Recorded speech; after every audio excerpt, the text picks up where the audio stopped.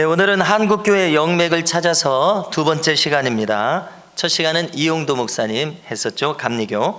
두 번째 시간으로 우리 교단의 총회장까지 지내신 김익두 목사님을 다루겠습니다.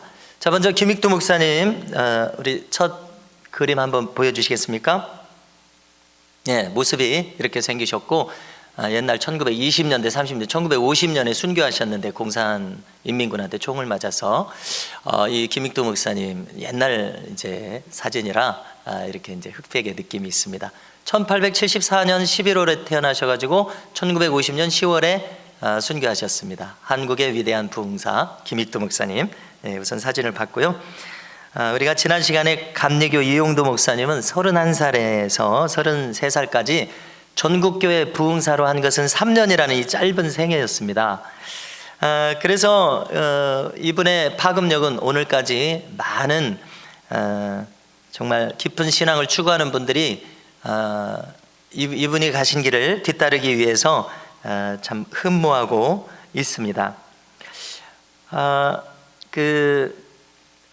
제가 지난 시간에도 평가를 했습니다마는 제가 느낀 평가입니다. 제가 이분에 대해서 읽고 듣고 직접 이분의 전집을 어느 만큼 읽었을 때 제가 가지는 평가입니다. 뭐냐면은 이분은 예수님에게 흡수되고 싶었던 분이다, 이런 느낌을 저는 가졌습니다. 그래서 제가 생각하기에 예수님이 이분에 대해서 이렇게 말씀하실 것 같아요. 너와 나는 하나다, 이렇게 말씀하실 것 같아요.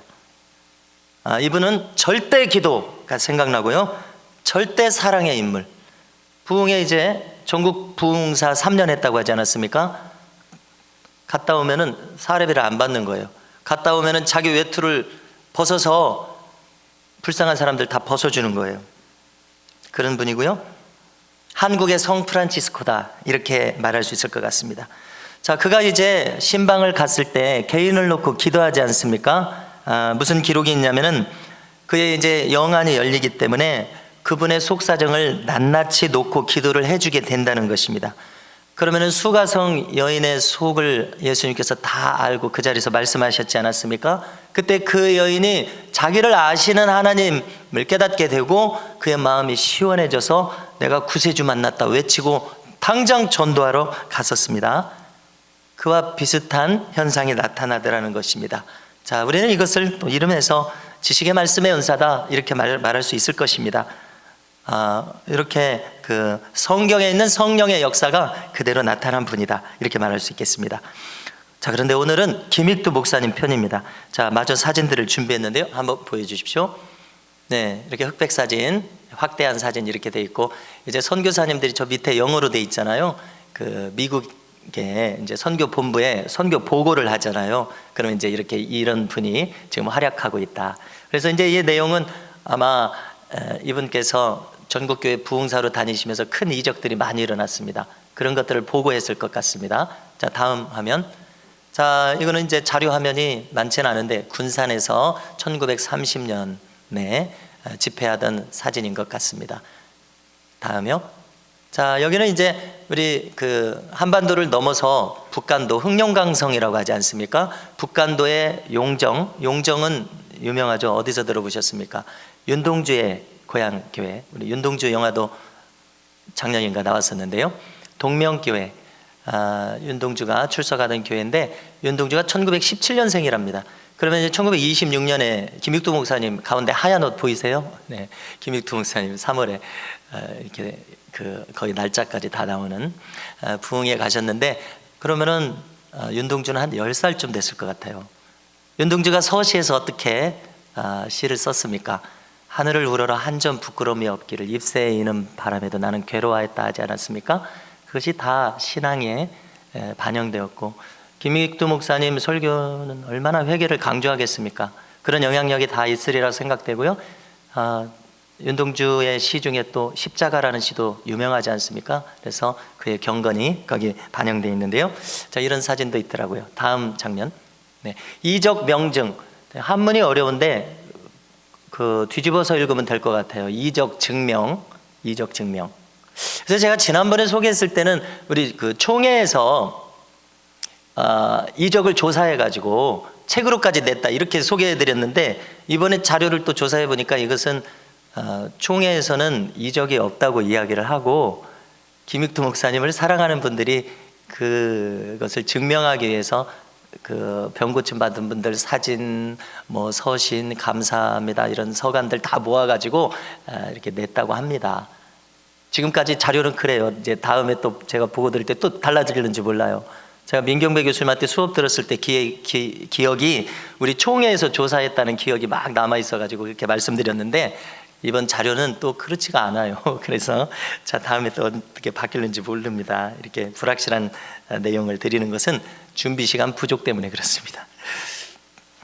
자 여기 이 사진은 이정명증에는 좀 그래도 잘생긴 사진을 쓰셨더라고요. 한글로 돼 있는데 그 내용을 제가 읽어드리면 이렇게 돼 있습니다. 현재의 조선 전국의 교회를 부흥시키시는 부흥목사 김익두 씨 이렇게 돼 있습니다. 자, 그 다음 이정명증의 내용 중에 하나를 지금 뽑아온 것입니다. 자, 여기 보면 오른쪽에 박다록 사진 이렇게 돼 있는 것이고요. 밑에 뭐라고 적혀 있냐면 17년 된 혈루증이 나은 자. 그 다음에 이제 왼쪽에는 편지를 써온 건데요. 박다록에 감사하는 서신 이렇게 되어 있습니다. 이렇게 해서 이적을 증명하는 자료들을 쭉 이렇게 모아놓은 것입니다. 그래서 우리는 단순하게 말하면 예수님이 하신 이적을 다 했다 이렇게 생각하시면 되겠습니다. 만여 명의 불치병 환자들을 고쳤다 이렇게 기록이 이어지거든요. 자 다음 화면이 있습니까? 다음 화면이 없죠. 네, 여러분, 자 한국교회는 어떤 교회인가? 초대교회 사도행전 역사가 그대로 이어진 교회임을 확인하게 됩니다. 미숙한 기독교, 초보적인 기독교가 들어오지 않았고, 저는 이렇게 한국교회 초대 역사를 살펴보건대 완성된 기독교, 온전한 기독교가 들어왔구나 이렇게 평가합니다. 그래서 지금 우리가 신앙생활 할 때 우리 한국교회 초대교회는 완전한 기독교로 행했는데 우리가 거기에 못 미쳐서는 되겠는가 이런 생각을 가지게 됩니다. 여러분들은 어떻게 생각하십니까? 이렇게 지난 시간에 이용도 목사님, 지난번에 주일 설교 때 이성복 목사님, 오늘 누굽니까? 김익두 목사님. 자, 이분들을 다 살펴볼 때 정말 초대교회 역사가 일어났다고 판단을 하게 되는데요. 이분들이 자신들이 섬기던 교회와 그 지역사회에 끼친 영향이나 봉사나 설교, 또 이적이 나타난 것, 신유가 나타난 것, 다시 말해서 벙어리가 말을 하고 안진뱅이가 일어서고 귀머거리가 듣고 봉사가 눈을 뜨고 암병이 녹아내리고 귀신들이 쫓겨가고, 한국교회의 영맥을 찾고자 할 때에 이런 초대교회 사도행전의 역사가 일어난 것을 보고 눈이 휘둥그레진다는 이야기입니다. 어떻게 해서 이런 일들이 일어났는지를 살펴보기 위한 목적으로 이런 주제들을 제가 지금 가져서 준비를 한 것인데요. 방금 전에 언급한 이 목사님들, 또 제일 앞선 세대는 길손주 목사님이죠.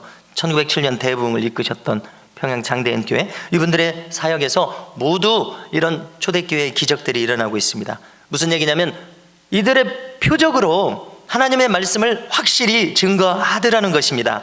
사도들처럼요. 그래서 우리 한국교회는 감사하게도 이런 온전한 기독교가 들어왔다 이렇게 판단합니다. 자, 먼저 김익두 목사님의 생애를 살피겠습니다. 1874년 11월 3일 황해도 안악군 대원면 평촌리에서 출생했고요. 부친은 김응선, 모친은 전익선, 외동아들 독자였습니다. 대단히 부유한 집안이었습니다. 자, 전해지는 기록은 이제 대단히 총명한 아이여서 6살 때부터 사서삼경을 공부하기 시작했고, 10살 때는 신동소리를 들었고, 16살 때는 아직 있는 과거 시험을 보러 한양에 갔었습니다. 자, 그런데 낙방을 했습니다. 그래서 이제 양반집을 드나들면서 사랑방에서 보니까 오고 가는 이야기들이 있잖아요. 들어보니까 출세할 사람들은 다 이미 뇌물을 줘서 다 정해져 있는 거예요. 그러니까 김익두가 들어갈 틈이 없는 거예요. 그래서 크게 낙심합니다. 자기가 지금 정정당당하게 시험 봐봤자인 걸 깨닫는 거예요. 얼마나 그 구한말이 부패한 그런 관리들의 세계였겠습니까? 그래서 낙향을 했습니다. 이미 부친은 3년 전에 13세 때 돌아가셨고, 자, 이제 이 김익두에 나아갈 길은 장사도 하고 결혼도 하고 이런 삶입니다. 아직 20살이 되기 전에. 자, 20살 때였습니다. 역시 이 보증이 문제입니다. 친구가 문제입니다. 친구 보증을 잘못 서서 부잣집이라고 그랬잖아요. 그 유산을 전부 다 날려버립니다. 그래서 김익두는 인생의 쓰라림을 너무나 깊이 맛보는 거예요. 20살에 결혼도 했잖아요. 그러니까 미래에 소망이 없는 거예요. 그래서 김익두는 어디로 가느냐? 이제 그냥 자기 인생을 방임해버리는 거예요. 그래서 주색 잡기 빠지는 거예요. 그냥 허랑방탕한 깡패가 돼버리는 거예요. 아침에 나누었듯이 뭐라고 그랬습니까? 별명이 개망나니 김익두. 네, 오죽했으면 아무나 얻을 수 없는 그런 별명. 왜 그런 별명을 얻었는가 하면 평양 장터에 가서 그냥 낮부터 낮술 먹고 그냥 다 뒤집어 버리는 거예요. 눈에 닥치는 대로. 그 20살 20대 초반의 그 청년을 누가 감당을 하겠습니까? 친구들과 그렇게 설쳐대면. 그래서 평양 장터에 오는 상인들 기도가 오늘 김익두 안 만나게 해달라. 이것이 참 유명한 이야기입니다. 자, 이런 삶이 이제 되었으니 어떻게 하면 좋습니까? 자, 그런데 이제 27세 때 전도를 받는데요. 미국 선교사 소알론, 이제 수알론이라고 하는 영어 이름인데 이제 우리 한문으로 소알론 선교사님이 이제 집회를 하게 된 것입니다. 영생이라는 제목으로 설교를 하는데 한국말을 잘하는 미국 선교사였는가 봐요. 그 설교를 듣고 김익두가 거기서 믿을 것을 결심합니다.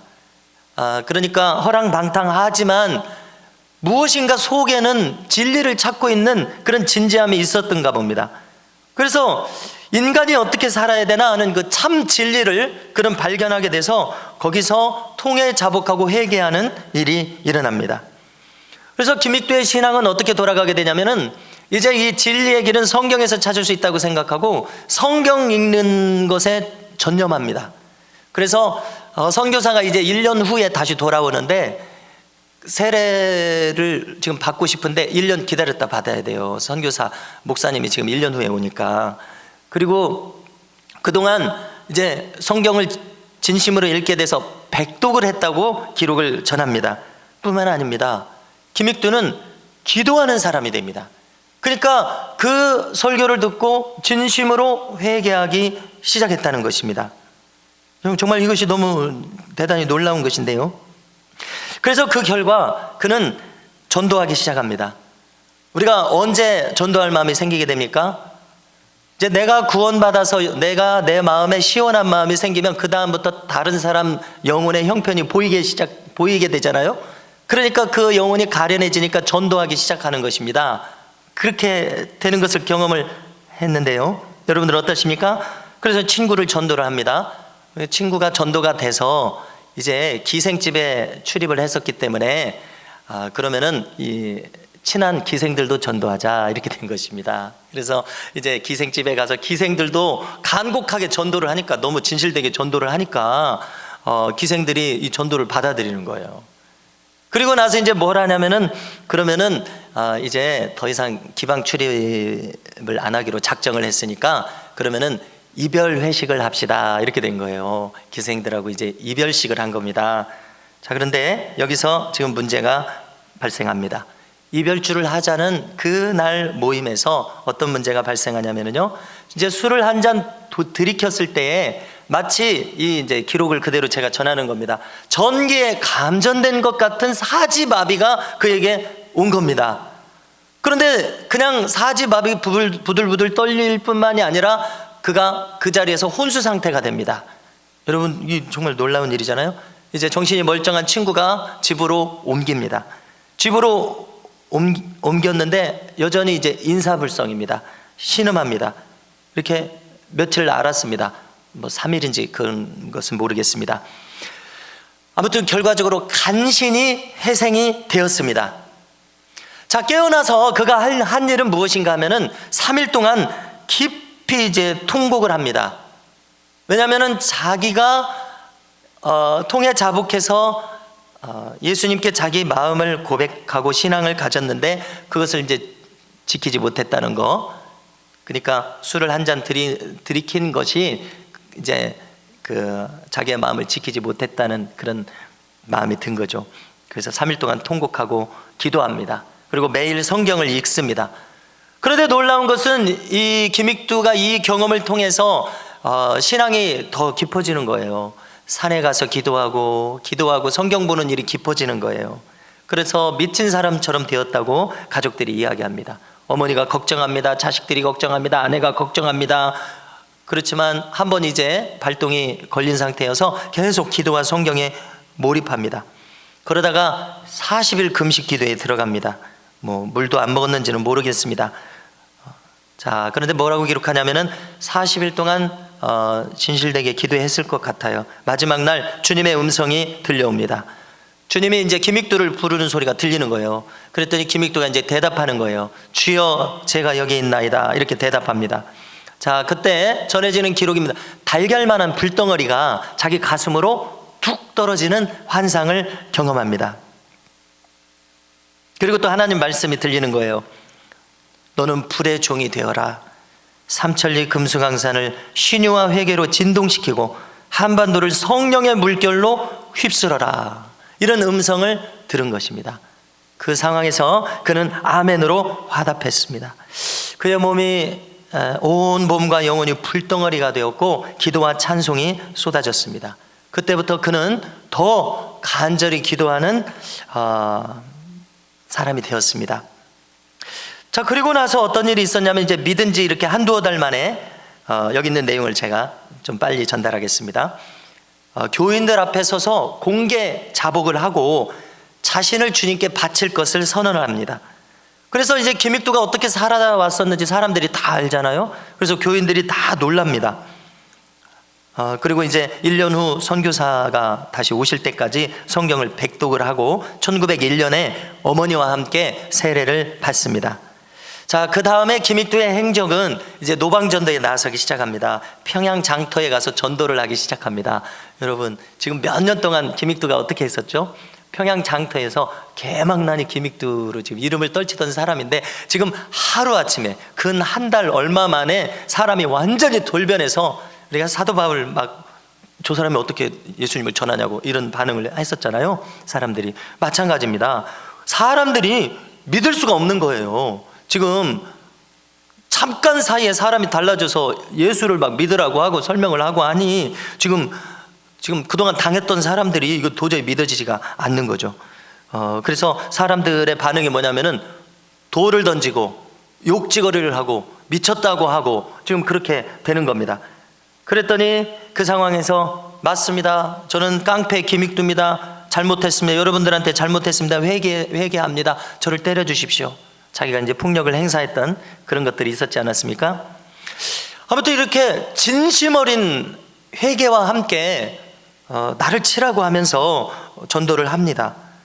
자, 몇 달 동안 여기서 전도를 하는데 계속 사람들은 그를 무시하고 욕지거리를 합니다. 한 명도 안 믿습니다. 사람들이 그냥 험악한 욕을 계속 퍼붓는 겁니다. 그리고 어떤 사람은 돌을 던져서 이 간머리를 관통합니다. 그리고 키가 큰 사람이 와서 이제 이분 설교에 나오는 겁니다. 자기한테 막 물 바가지를 끼얹습니다. 멱살을 움켜쥐고 때립니다. 이때 김익두는 또 산에 올라가서 3명만 전도할 수 있게 해달라고 기도를 합니다. 이제 목사님 설교에 기도라고 하는 설교에 이 내용이 나오더라고요. 자, 그리고 나서 이제 전도가 이루어지는 거예요. 그리고 나서 1901년에 28살 때 재령교회에서 전도사회를 보라는 말을 듣습니다. 그런데 동시에 서울에서 큰 약방에서 직원으로 채용하겠다는 이 제의가 동시에 들어옵니다. 아마 알아봤는가 봐요. 서울 큰 약방에서 채용을 하면 월급을 150원을 주고 재령교회에서는 30원을 준답니다. 자, 그럼에도 불구하고 이제 재령교회를 택해서 전도사 일을 나갑니다. 재령교회에서 회개를 강조하고 어린이들에게도 회개를 강조하고 어른들에게도 회개를 강조하고 그래서 교회가 부흥하는 결과가 납니다. 자, 그 다음에는 이제 오전에 말씀드린 것처럼 신천교회에 개척을 시킵니다. 선교사님이 개척을 시켜서 1903년 30살에 부임을 하는데요. 날마다 여기서 철야 기도를 했다고 하고요. 6달 만에 한 사람이 찾아왔다고 하는데 장애를 가진 한 여인이었고요. 그 여인이면서 그리고 다른 한 어떤 거지가 왔는데 그를 잘 이제 돌보게 되었고, 이렇게 사랑으로 목회하는 소문이 나니까 한 주일에 10명씩 20명씩 이렇게 몰려와서 3년이 지나니까 300명이 되었다고 이렇게 합니다. 김익두 목사님이 이제 평생 철칙으로 지킨 것은 매일 새벽 기도하는 거, 그 다음에 새벽에 냉수 마찰을 하는 거, 이것을 평생 했다고 하고요. 하루에 3번씩 가정 예배를 드렸다고 합니다. 기도회를 했다는 것이죠. 그 다음에 성경을 암송하는 일, 이것을 평생 했습니다. 평양신학교에서 1910년에 3회로 졸업을 했고, 이때 나이가 38살이고 목사로 임직을 받았습니다. 이때 교인은 700명이 이미 넘었습니다. 그래서 3일 동안 새 성전을 위해서 금식 기도를 했을 때에 노아의 방주 모양의 큰 예배당이 환상 중에 보였고, 이제 성전 건축을 위해서 헌금을 선포했을 때 오전에 나눈 내용과 같습니다. 반에게 보였는데 이제 마을 유지들한테 이야기하니까 우리 마을이 발전하면 해야죠 하고 마을 유지들이 헌금을 해준 겁니다. 그러니까 교인들이 또 더 힘을 내서 헌금을 해서 넘치도록 이 헌금이 모여졌고, 건축이 완성이 되었을 뿐만 아니라 이 건축 헌금을 드린 이분들이 전부 다 그 지역 유지들이 결신을 한 것입니다. 김익두 목사님한테 신유가 나타나게 된 것은요, 마가복음 9장 23절에 할 수 있거든이 무슨 말이냐, 믿는 자에게는 능치 못할 일이 없느니라는 말씀이 자기 마음에 레마의 말씀으로 다가와서 그 말씀을 실행에 옮기고자 했을 때 기적이 처음 일어났다는 이야기를 전합니다. 자, 이제 매일 보던 길가에 안전뱅이가 보였었습니다. 그래서 예수님의 이름으로 일어나 걸으라고 하니까 이 처음 시도에는 기적이 안 나타나는 거예요. 그래서 너무나 망신당하는 그런 상황이 됐고, 그 다음에 일주일 동안 이 안전뱅이를 일으키기 위해서 일주일 동안 금식하고 기도한 다음에 시도했을 때 놀랍게도 기적이 일어났다는 이야기입니다. 이것이 그가 행한 첫 번째 기적이라고 기록이 되고요. 이제 시간이 많이 지나서 1919년에는 서울 남대문 교회에서 동사 목사, 그러니까 다른 목사님이랑 함께 동역으로 담임 목회를 하는 것입니다. 동사 목사로 심의를 하셨고, 이때 이제 이 목사님의 목회가 전국적으로 알려져서 전국 각지에서 부흥회로 초청을 하게 됐습니다. 이때 나이가 46입니다. 자, 그런데 여기서도 특별한 일이 하나 있었는데요. 1919년에 12월 이 46살 때에 대구의 현풍교회에 부흥회를 갔을 때, 2주간 갔을 때, 이렇게 과거에는 2주 동안이나 했는가 봐요, 부흥회를요. 근데 갔을 때 어떤 일이 있었냐면은 박수진이라고 하는 거린이 있었는데, 이 거린은 턱이 떨어진 사람입니다. 턱이 떨어진 것이 어떤 모양인지 모르겠어요. 턱이 떨어졌다고 해요. 자, 그런데 이 턱 떨어진 사람을 보게 되었을 때 김익두 목사님은 이걸 고치기를 원했어요. 고치기를 원했는데 우선 이분을 전도를 했습니다. 턱이 떨어져서 말을 못했는가 봅니다. 그런데 이분은 선비 출신이었습니다. 그래서 필담으로 전도를 했는데 받아들였는가 봐요. 아무튼 이분을 불쌍히 여겨서 3일에서 4일 동안 이 턱이 고쳐질 것을 위해서 간절히 기도했습니다. 그런데 이제 고쳐지지가 않았습니다. 자, 그런데 여기서 멈추지 않고 또 김익두 목사님이 이분을 위해서 울면서 하루 동안 먹지도 않고 쉬지도 않고 기도를 했습니다. 그 다음에 이분을 위해서 기도를 했습니다. 그랬더니 어떻게 되었습니까? 턱이 올라갔습니다. 자, 그래서 저는 여기서 주목하는 것이 이 한 분을 김익두 목사님이 그 불쌍히 여기는 마음을 가지셨고, 그 다음에 거기서 끝난 것이 아니라 고칠 수 있다는 믿음을 가지셨고, 그 다음에 거기서 끝난 것이 아니라 3, 4일 동안 간절히 기도를 했고, 여러분 이런 마음을 가지고 3, 4일이나 한 사람을 놓고서 지금 부흥회를 왔는데 3, 4일이나 한 사람을 놓고서 기도했으면 고쳐져야 될 것 아닙니까? 이렇게 믿음이 강한 분이면 고쳐져야 될 것 아닙니까? 그런데 안 고쳐졌어요. 그러자 나머지 또 하루를 간절히 기도했을 때 고쳐졌다는 얘기입니다. 할렐루야. 여러분, 그래서 저는 여기서 깨닫기를 원하는 것은 무엇이냐면, 믿음을 가질 뿐만이 아니라 고쳐주실 때까지 믿음으로 기도해야 될 줄로 믿습니다. 우리가 아침에 야복강에서 천사가 놓으라고 했을 때 나에게 복 주신다고 약속하시기 전까지는 결코 놓아드리지 않겠다고 사생결단을 하고 야곱이 기도를 했는데요, 여기 김익두 목사님에게서 이런 모습이 발견되는 것을 알게 됩니다. 이 한 분을 위해서 집중해서 기도하는 모습, 그리고 포기하지 않고 기도했을 때 실제로 이적이 일어났다는 것을 발견하게 됩니다. 여러분, 그래서 우리가 누구라고 할 것 없이 제가 먼저 교훈을 얻기를 원하는 것은 포기하지 말고 들어주실 때까지 기도해야 한다는 교훈을 얻게 된다는 사실입니다. 그래서 뭐라고 기록하냐면은, 자기가 가지고 있는 곶감을 주니까 곶감을 잘 받아먹고 찬송을 시키니까 찬송을 할 수가 있다는 것은 이제 말을 할 수 있다는 거죠. 그랬더니 수백 명이 지금 좌중에 앉아 있는데 이 수백 명의 박수진의 턱은 올라가고 수백 명의 턱은 내려갔더라, 이렇게 재밌게 기록하고 있습니다. 이제 39년간 수십만 명의 병자들을 고치는 신유의 은사가 계속됐고요, 김익두 목사님 특징은 성경을 많이 읽는 것입니다. 성경 읽는 것을 강조하는 것입니다. 그래서 뭐라고 기록하냐면, 나는 사복음서를 읽을 때마다 한 번도 울지 않은 적이 없다, 이렇게 기록을 합니다. 어디서 우냐면은 십자가에서 나를 대신해서 죽으실 때, 그때 눈물이 난다고 기록합니다. 그리고 스스로 말하기를, 내가 금식 기도도 많이 했고 이적의 체험은 수도 없이 지금 경험했을 것 아닙니까? 그런데 언제 가장 은혜 받느냐? 성경을 읽을 때 나는 가장 은혜 받는다, 이런 이야기를 남기셨습니다. 1920년에 47살 때에 총회장이 됐습니다. 참 젊은 나이에 총회장이 됐네요. 그때는 자, 승동, 서울 한복판이죠, 남대문 쪽에 서울시 연합 전도 집회를 개최했습니다.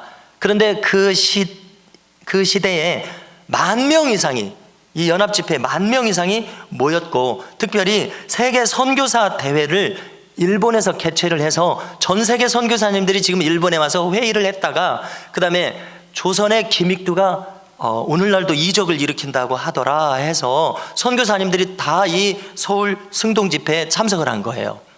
그러니까 세계 선교사들과 그 다음에 서울 시내 아마 10,000명 이상의 엄청난 이 집회에서 엄청난 이적이 또 일어난 것입니다.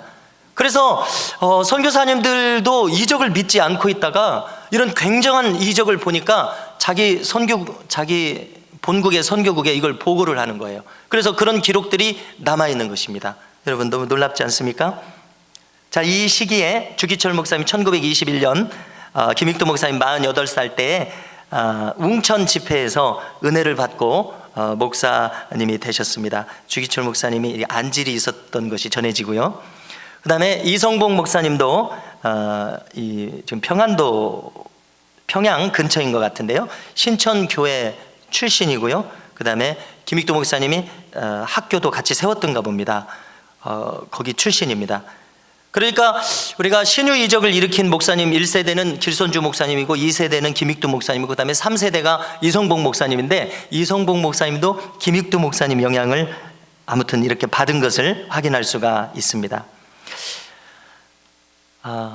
지역으로는 776곳을 집회를 했고요, 설교 횟수가 28,000회이고요, 참석한 연 인원이 1,500만 명으로 추산하고요, 교회를 100여 곳을 건축했다고 전해지고요, 불구자들을 고친 분들이 1만여 명이라고 기록을 하고요, 이런 내용들을 아까 이적 명증이라고 하는 책에 사진과 함께 내용과 함께 기록을 하고 있습니다. 자, 이어지는 시간에서는 이제 신사참배 박해가 옵니다. 일본이 그 신사참배를 강화하지 않았습니까? 그래서 김익두 목사님도 신사참배를 하지 않으니까 잡혀가서 체포하고 고문을 하는데, 몽둥이로 팹니다. 시멘트 바닥에 눕히고 때리고 밟습니다. 보자기를 씌워서 물을 붓고 고춧가루 탄 물을 주전자에 넣어서 콧구멍에 붓습니다. 이런 고문을 한 달 동안 하더라는 것입니다. 그런데 뜻을 굽히지 않고 몸이 점점 쇠약해져 가니까 그냥 석방을 해줬는데, 석방을 하면서 목사직을 파면하는 거예요. 자기들 직권으로 당신이 이제 더 이상 목사가 아니고 설교도 하면 안 된다. 그리고 저 어디 귀향 보내듯이 먼 데로 가라. 이렇게 돼가지고 황해도 은율이라는 곳에 1938년에 쫓겨갔습니다. 이때 나이가 64세입니다. 그리고 1950년 10월 14일에 이제 그 연합군이 북진을 하니까 도망가던 인민군들이 새벽 기도회 때 다른 5명의 교우들과 함께 김익두 목사님을 총살을 시켜서 순교를 하십니다. 그래서 순교까지 이렇게 하셨습니다. 자, 전해지는 부수적인 이야기들이 있는데요. 1924년 대한예수교장로회 총회에서 총회 헌법에 이런 항목이 있었는가 봐요. 금일에는 이적을 행하는 권능이 정지되었느니라 라는 항목이 있었는가 봐요. 그래서 목사님들이 이제 그 황해 노회 목사님들이 결의를 해서 이 헌법을 수정합시다. 장로교 헌법 3장 1조 수정합시다. 이렇게 해서 표결에 붙였는데 부결되었다는 기록이 지금 있습니다. 자, 여러분들 어떻게 생각하십니까? 저는 성경대로 믿어야 된다고 믿고 있는데요. 이런 생각을 해봤습니다. 우리가 하는 모든 신앙의 행위들과 생각들과 모든 것들이 하나님 심판대에서도 통할 수 있겠는가, 이렇게 생각하면 될 것 같아요. 하나님 심판대에서도 그 말이 통할 것인가, 이렇게 생각할 때에 이런 조항은 하나님 앞에서는 받아들일 수 없는 것이라는 생각을 하게 됩니다. 무르나 마나 아닙니까? 그래서 우리는 성경 시대에만 바리새인이 있는 것이 아니라 오늘날도 바리새인이 있고 우리 자신이 바리새인이 되지 않는 길을 가야 된다는 생각을 합니다. 그래서 우리는 자칫 종교인이 되기 쉽습니다. 저부터 시작해서 종교인이 되기 쉽습니다. 우리는 종교인이 될 것이 아니라 참 신앙인이 되는 길을 갈 수 있기를 소망합니다. 이제 마지막으로 김익두 목사님이 남기신 말씀을 몇 절 살피겠습니다. 오전에 이분이 성령 세례에 대해서 말씀하신 것을 나눴는데요, 이분은 성신 세례를 받아야 완전한 교인이 된다, 이렇게 가르쳤습니다. 성신이 없이는 교인이 아니다. 성신이 없이는 아무것도 못한다, 이렇게 가르쳤습니다. 그래서 성신 세례를 받으면 어떤 일이 나타나는가? 그 사람에게서 혈기가 사라진다, 음란이 떠난다, 천당에 있음을 확실히 깨닫는다, 교만과 탐심을 버리게 된다, 그가 권세를 가지게 되고 성령의 인침을 받는다, 성령이 임하면 성경을 사랑하고 기도하고 사랑하는 사람이 되고 전도하는 사람이 된다, 이렇게 가르쳤습니다. 그 다음에 이제 설교 중에 좁은 문이라는 설교가 있는데 7중의 좁은 문이 있다. 우리가 다 같이 이 7중의 좁은 문을 통과합시다 하면서 첫 번째 좁은 문은 입교문입니다. 신앙에 입문하려면 유교문하지 않습니까? 조상 제사도 폐해하지 않습니까? 그런 벽을 넘어서 좁은 길로 갑시다, 이렇게 얘기하고, 그 다음에 회개의 문이 있습니다. 자, 기생과의 이 이별 모임에서 전기에 감염된 듯이 이 혼수 상태에 빠졌지 않았습니까? 그러니까 죄를 버리고 회개의 문을 통해서, 이 좁은 문을 통해서 주 앞으로 나아가야 된다. 이 두 번째 좁은 문 얘기했고, 세 번째는 성일문, 이렇게 가르칩니다. 주일 성수를 해야 된다. 자, 최악의 경우에는 주일 성수를 하다가 직장을 잃을 수 있잖아요. 직장에서 쫓겨날 수도 있습니다. 그 시대도 마찬가지였겠죠. 그러면 이제 어떻게 하라고 가르치시냐면 굶어 죽을 각오를 해라, 이렇게 가르쳤습니다. 굶어 죽을 각오를 해라. 그리고 나서 이 각오를 했을 때 하나님께서 어떻게 길을 내주셨는가 하는 그 사례를 두세 가지 들어요. 그때도 그런 사례들이 있었는가 봐요. 그 다음에 네 번째는 기도문을 얘기합니다. 우리는 참 예배를 드려야 되는데 참 예배의 핵심은 기도다. 기도가 왜 좁은 문이냐? 기도할 때 신체가 괴롭다, 마음도 보통 수고를 해야 되는 것이 아니다. 그런데 우리가 참 예배를 드리려면 이 기도문으로 들어가야 된다, 이렇게 가르쳤고요. 다섯 번째는 사경문으로 들어가야 된다. 이것은 성경 읽기, 성경 공부입니다. 성경을 모르고서는 이루어질 수 없다는 얘기입니다. 아까도 거론했습니다만 나는 사복음서를 읽을 때마다 한 번도 울지 않은 적이 없다, 이런 말씀을 남기셨어요. 그 다음에 금식과 이적 체험을 수도 없이 많이 했지만 성경 읽을 때만큼 은혜 받는 때가 없다, 이런 이야기를 남기셨습니다. 여섯 번째로는 성결문을 이야기합니다. 우리는 결국 거룩해지는 이 문으로 들어가야 되는데, 그래서 혈기와 시기와 교만과 음욕과 나태와 탐심과 분노를 반드시 버리고 이 거룩의 문으로 들어가야 된다, 이런 말씀을 남기셨고요. 7번째는 마지막입니다. 결사문입니다. 이것은 무엇이냐면 한마디로 사생 결단을 하고 믿어야 된다. 이것은 최후의 좁은 문이다. 죽기를 각오하고 믿는 정신이 있어야 된다. 이런 얘기를 하셨어요. 그래야 생명의 면류관을 받는다. 영원한 낙원에 들어간다.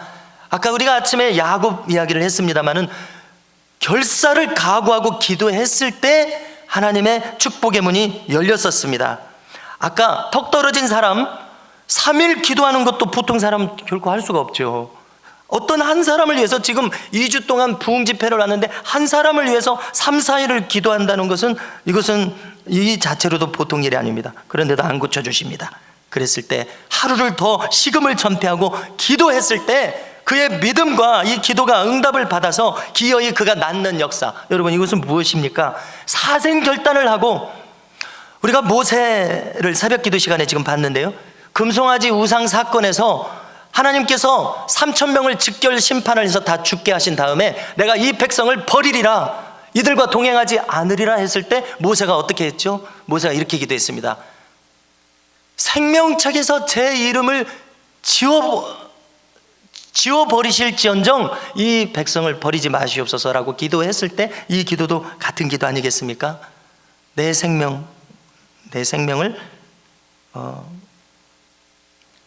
버리고 아끼지 않고 내 생명이 버려져도 이 백성을 구원해달라는, 타인을 위해서 어떻게 이렇게 기도할 수 있을까, 이런 생각이 듭니다. 예수님께서 하신 것이 그것 아닙니까? 십자가에서 자기를 버리셔서 인류를 구원해 주셨는데요, 우리는 김익두 목사님이나 야곱이나 모세에게서 그런 비슷한 영성을 발견하게 됩니다.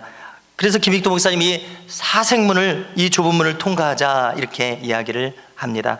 성도 여러분, 오늘 김익두 목사님을 통해서 저는 한국교회 영맥을 찾고자 하는 이런 제목을 내걸었는데요,